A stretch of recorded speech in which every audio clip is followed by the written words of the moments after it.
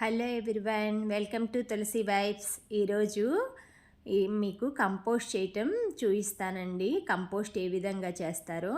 First మన మొక్కల్లో ఉన్నాయి కదండి, అవి వేస్ట్ అంతా డైలీ ఆ పాట్లలో వేస్తాను నేను. ఉల్లిపాయ తొక్కులు అవన్నీ మొత్తం ఒక బకెట్కి తీసుకొని వచ్చానండి. కింద మన గార్డెన్లోకి కొంచెం వర్షం చినుకులు పడ్డాయి కదా, గార్డెన్ క్లీన్ చేద్దామని తెచ్చుకున్న ఎండు కొమ్మలన్నీ ఊడ్చుకున్నానండి. మట్టి కొంచెం తీసుకున్నాను. మన గార్డెన్లో ఉన్న పీల్స్, వెజిటేబుల్ పీల్స్ అవి తీసుకున్నానండి. ఫస్ట్ అయితే బేస్కి గోతాంలో మట్టి పోసుకున్నానండి.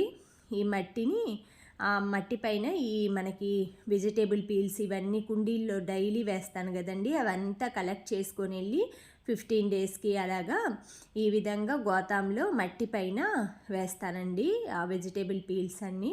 దానిపైన మళ్ళీ మన గార్డెన్లో ఎండాకులు, జామాకులు ఇవన్నీ రాలుతాయి కదండి, నిమ్మాకులు ఇవన్నీ.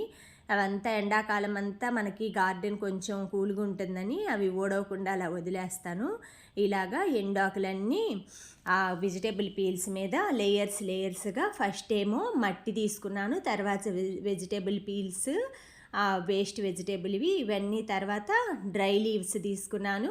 దానిపైన మళ్ళీ మన పేడ, ఆవు పేడ ఉంటుంది కదండి, అది తీసుకొచ్చేసుకున్నాను నేను గార్డెన్లో. దాన్ని కొంచెం ఇప్పుడు డ్రై అయిపోయింది ఎండలకి, అదంతా ఎత్తుకొని ఈ డకార్లో తీసుకొచ్చుకున్నానండి. ఆ ఎండాకుల మీద ఇలాగా ఆవు పేడ వేసుకున్నాను. ఈ ఆవు పేడ పైన మళ్ళీ డకార్ తీసుకొని ఒక పావు డకారు మట్టి వేసేస్తానండి. ఇదంతా గట్టిగా గాలాడుకొని ఇదిగో ఈ విధంగా ఆకులపైన పేడ వేసాను. ఎండుది పేడ పైన ఇలాగ మట్టి వేసుకున్నానండి.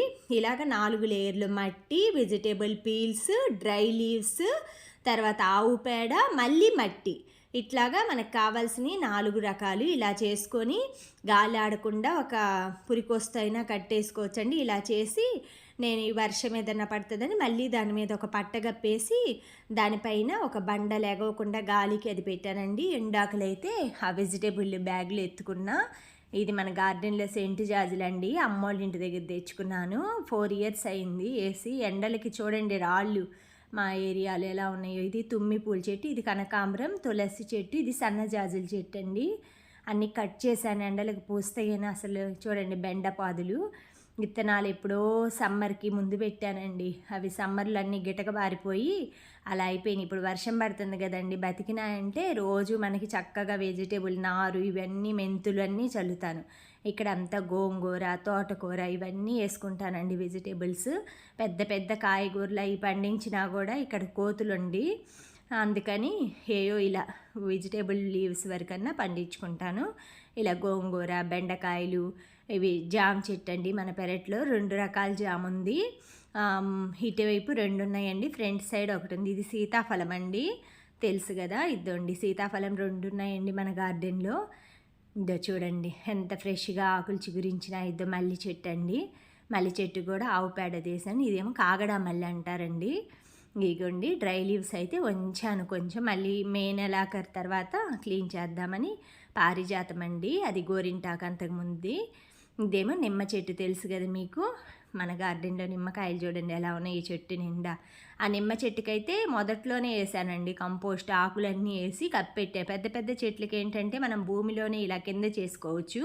నేను ఇప్పుడు చేసిన మన గార్డెన్లో చెట్లు కోసం అండి ఈ విధంగా మొత్తం గార్డెన్ అంతా క్లీన్ చేసుకున్నానండి. చూడండి నీట్గా ఉంది. కొన్ని పెద్ద చెట్లకైతే ఆకులు అలా ఉంచాను. మన జూన్ మొదటి వారం అలా క్లీన్ చేస్తానండి. నిమ్మకాయలు అయితే కోసుకున్నానండి. ఇంటికి వెళ్దాం పదండి. బాయ్ అండి.